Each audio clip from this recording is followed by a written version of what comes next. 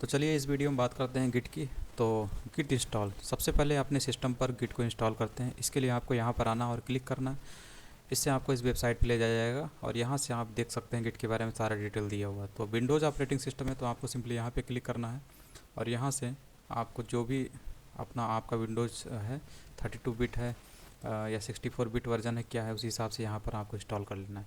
Portable है, किस type का आपको फाइल चाहिए तो यहाँ से कर सकते हैं। सिंपली मैं यहाँ पर क्लिक करूँगा क्योंकि मुझे लेटेस्ट वर्जन चाहिए, तो यहाँ पर क्लिक करता हूँ। तो यहाँ पर क्लिक करने से ही ये डाउनलोड होना शुरू हो गया और ये डाउनलोड हो गया। इसको क्लिक करते हैं, इंस्टॉल कर लेते हैं अपने सिस्टम पर। तो इस टाइप में यस करते हैं इसको और यहाँ से ये पूछ रहा है तो सिंपली इसको इंस्टॉल करते चले जाते हैं प्रोग्राम फाइल्स गिट में। और यहाँ पर ये जो चीज़ लिखी है गिट बैश, ये आपको ज़रूर करना है क्योंकि ये गिट बैश पे ही हम लोग जो कमांड लाइन टाइप का होता है उसी पे हम लोग अपना कोड लिखते हैं, कमांड लिखते हैं। ठीक, तो ये करना है। और डेस्कटॉप पे आप इसको आइकॉन लेना चाहते हैं तो कर सकते हैं। बस इतना सही है सब। नेक्स्ट, उसके बाद नेक्स्ट।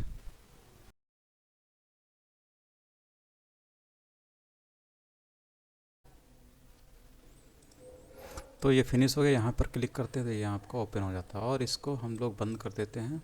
ये आपके सामने गिट बैश ओपन हो गया।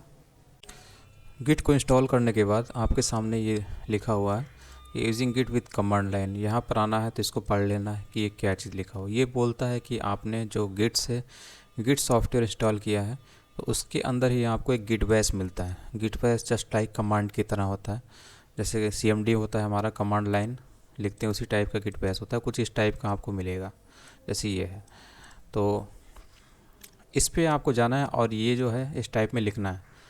जैसे इसको मान लीजिए कॉपी कर लेते हैं और यहाँ पे लिखते हैं। तो कॉपी कर लेते हैं। कॉपी करने के डायरेक्ट ऐसे ही लिखते हैं और इससे आपका ये टेस्ट हो जाएगा कि आपने जो गिट है उसको सक्सेसफुली इंस्टॉल किया है कि नहीं अपने सिस्टम पर। तो इसको यहाँ पर ये लिखा। जब इसको हम लोग रन कराते हैं, इसको थोड़ा सा बड़ा कर लेते हैं। तो जब इसको रन कराते हैं, इंटर की प्रेस करते हैं तो आपको कुछ इस टाइप का दिखेगा। अगर ये दिखा तो इसका मतलब आपका सक्सेसफुली गिट बैश यानी गिट इंस्टॉल हो चुका है आपके सिस्टम पर। तो इसको रन किया तो देखिए इसी टाइप में आया, ये लिखा हुआ है कि गिट वर्जन 2.4.1 ये आपका विंडोज़ पे इंस्टॉल हो चुका है। ठीक, तो ये है। उसके बाद दूसरा स्टेप जो है, गिट आपने चेक कर लिया कि आपके सिस्टम पर सक्सेसफुली इंस्टॉल हुआ है कि नहीं, इससे पता चल गया। उसके बाद दूसरा स्टेप ये है कि आप अपने गिट को कॉन्फ़िगर करते हैं। कॉन्फ़िगर का मतलब आपको दो चीज़ें देनी पड़ती हैं इसमें। एक तो आपको यूज़र नेम देना पड़ेगा और दूसरा यूज़र ईमेल देना पड़ेगा। यानी कि नेम और ईमेल दो चीज़ें आपको गिट को चलाने के लिए देनी पड़ती हैं। इसका ये मतलब नहीं है कि आप अकाउंट बना रहे हैं या रजिस्ट्रेशन कर रहे हैं इस सॉफ्टवेयर पर, ऐसा नहीं है, आपको ये देना ही पड़ता है। ठीक है, तो ये दोनों आपको देना है। आपको ये लिखना है git config global user name. तो इससे क्या होगा, आपको ये ग्लोबल इसलिए लिखना पड़ रहा है क्योंकि जब भी आप गिट रिपोजिटरी बनाते हैं तो आपके सिस्टम पर जितने बार आप गिट रिपोजिटरी बनाते हैं उतने बार आपको ये देना नहीं पड़ेगा। ठीक है, तो इसीलिए आप यहाँ पर ग्लोबल लिखते हैं। और अगर आपने ग्लोबल नहीं दिया, ठीक है, गिट कॉन्फ़िग और यूज़र नेम, उसके बाद आपने यहाँ पर डबल कोट के अंदर अपना नाम दे दिया, उसी तरीके से यहाँ पर भी आपने ग्लोबल नहीं लिखा बल्कि इतना ये ईमेल आईडी दे दी यहाँ पर। तो इससे होगा क्या, सिस्टम पर आप अपने सिस्टम पर जितने बार गिट रिपोजिटरी बनाएंगे उतने बार आपको ये चीज़ें रिपोजिटरी बनाने से पहले देना पड़ेगा। ठीक है, तो एक बार ही आप अपने सिस्टम पर बना दें, ये यूज़र नेम और ईमेल डाल दें और बार बार आपको ये ना करना पड़े हर एक रिपोजिटरी बनाने से पहले। इसीलिए आप यहाँ पे ग्लोबल लिख देते हैं, डैश ग्लोबल। तो यही यहाँ पे चीज़ लिखी हुई है। ठीक, तो ये चीज़ आपको लिखनी है। तो इसको अगर ये कॉपी हो जाता है तो इसको यहाँ से कॉपी कर लेते हैं, इस जगह पर चलते हैं, कॉपी करते हैं। तो देखिए लिख कर आ गया और यहाँ पर हम लोग लिखते हैं अपना नाम, लिख लेते हैं जो भी आपको देना है, डबल कोट के अंदर आपको दे सकते हैं।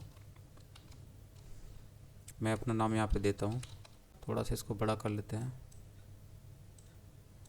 ठीक, और इसको हम लोग इंटर करते हैं तो आपका जो गिट है उसमें यूज़र का नेम जो है कॉन्फ़िगर हो जाता है। ठीक, और सेकेंड बार आप क्या काम करते हैं, अपना ईमेल आईडी भी सेट कर लेते हैं। यहाँ से कॉपी किया या फिर आप लिख सकते हैं, तो मैं तो कॉपी कर रहा हूँ। और यहाँ से आप डबल कोट के अंदर आप अपना ईमेल आईडी आपको देना है। गिट सेट करने से पहले एक बार आपको ये सब देना है, दोनों डिटेल यहाँ पर दे दीजिए। तो यहाँ पर ईमेल आईडी दे दी है मैंने, और इसे हम लोग इंटर कर देते हैं। तो यहाँ से आपका सेट हो गया, ठीक। तो ये चीज़ें दोनों, यानी कि यूज़र नेम और यूज़र ईमेल मैंने सेट कर लिया है इस पर। उसके बाद आपका जो काम होता है, एक फ़ोल्डर बनाना होता है, ठीक है। इसके बाद सबसे इम्पोर्टेंट जो बात है वो ये है कि आपको जो कमांड लाइन होता है उसके कुछ ना कुछ जो कमांड होते हैं उसको सीखना पड़ेगा। मतलब गिट चलाने से पहले आपको थोड़े बहुत कमांड का ज्ञान होना चाहिए। तो जैसे mkdir है, तो mkdir का मतलब है कि किसी फोल्डर को जब हम बनाना चाहते हैं तो mkdir का इस्तेमाल करते हैं। cd मतलब होता है चेंज करेंट वर्किंग डायरेक्टरी, तो ये बताता है कि किस जगह पर डायरेक्टरी चेंज करनी है, किस जगह पर आना है, इस जगह पर आना है। तो ये कुछ कमांड होते हैं जिसको आपको पढ़ना ज़रूरी है। तो इस टाइप के कमांड जैसे कि ls हो गया, pwd हो गया, प्रिंट वर्किंग डायरेक्टरी, तो ये सब आपको जानना ज़रूरी होता है। तो सबसे पहले यहाँ पर ये बता रहा है कि आपको नया फ़ोल्डर बनाना है। तो ये जस्ट ये बताने की कोशिश कर रहा है कि जिस फाइल को आप ट्रैक करना चाहते हैं, जिसमें होने वाले चेंजेस को, मॉडिफिकेशन को आप ट्रैक करना चाहते हैं, तो उसे आपको एक फ़ोल्डर में रखना पड़ेगा। तो वही यहाँ पर ये फ़ोल्डर बनाने की कोशिश कर रहा है। इस फोल्डर का नाम है माई प्रोजेक्ट। तो mkdir से हम लोग एक फ़ोल्डर बनाते हैं।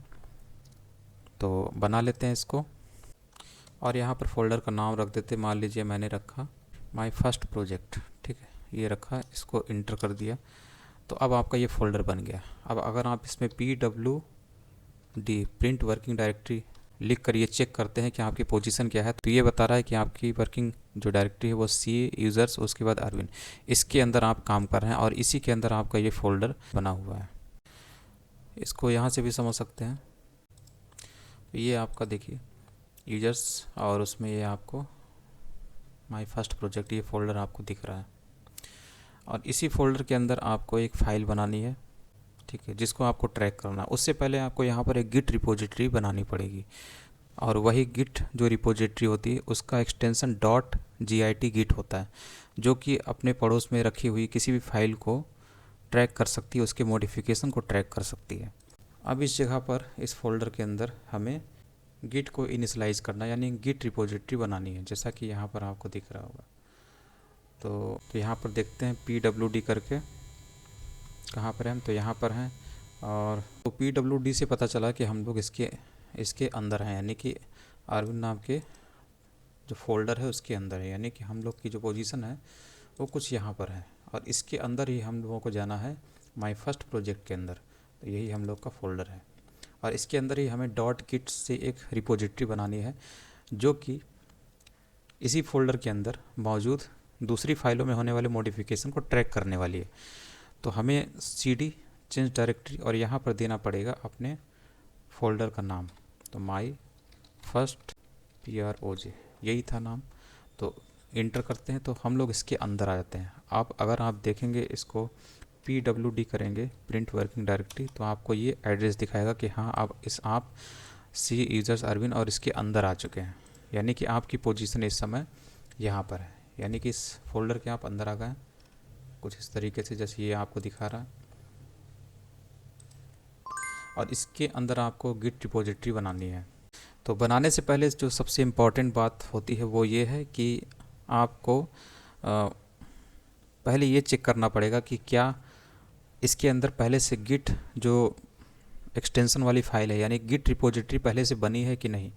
क्योंकि अगर एक फ़ोल्डर के अंदर पहले से गिट रिपोजिटरी मौजूद है और दूसरी आपने बना दी, तो इससे जो गिट है वो कंफ्यूज हो जाएगा और आपका जो गिट रिपोजिटरी है वो काम नहीं करेगा। तो इसलिए आपको इसमें पहले चेक करना पड़ेगा कि क्या इस फोल्डर में कोई पहले से गिट मौजूद तो नहीं है। तो इसके लिए हम सिंपली गिट, और इस यहाँ पर हम लोग स्टेटस, यहाँ पर हम लोग गिट स्टेटस देते हैं, चेक करते हैं कि क्या इसमें पहले से ही कोई गिट रिपोजिटरी बनी तो नहीं है। तो इससे देखिए क्या आता है। तो यहाँ पर आ रहा है कि इसमें कोई भी गिट रिपोजिटरी नहीं बनी है, ठीक। तो यहाँ पर आपको पता चला इसमें कोई गिट रिपोजिटरी नहीं बनी है, ठीक है।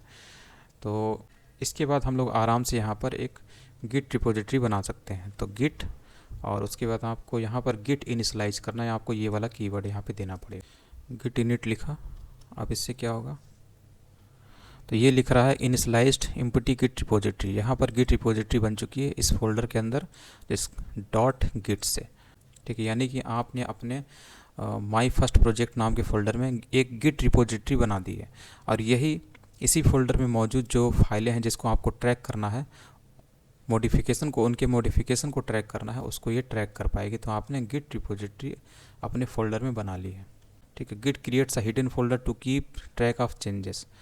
तो गिट जो होता है वो हिडन फोल्डर क्रिएट करता है ताकि वो इस फाइल में, इस फोल्डर में मौजूद जितनी भी फाइलें हैं उनमें होने वाले चेंजेस को ट्रैक कर पाए।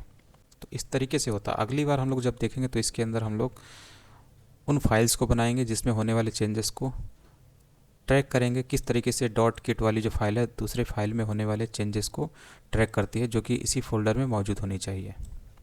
यहाँ पर हम लोगों ने देखा किस तरीके से हम लोगों ने फोल्डर बनाया। फोल्डर के अंदर जो फाइलें हैं उनको ट्रैक करने के लिए हम लोगों ने इसके अंदर डॉट गिट से एक फ़ाइल बना ली है, और वही इस फोल्डर में पड़ी हुई बाकी फ़ाइलों में होने वाले चेंजेस को ट्रैक करती है। तो इसी तरीके से आप बाकी के जो फोल्डर होते हैं उनके अंदर आप की जो फाइलें पड़ी होती हैं उनमें होने वाले चेंजेस को अगर आप ट्रैक करना चाहते हैं तो उसके अंदर आपको एक गिट रिपोजिटरी या गिट फाइल बनानी पड़ेगी डॉट git एक्सटेंशन से। बस आपको इतना काम करना है। तो इसको अगले लेक्चर में देखते हैं।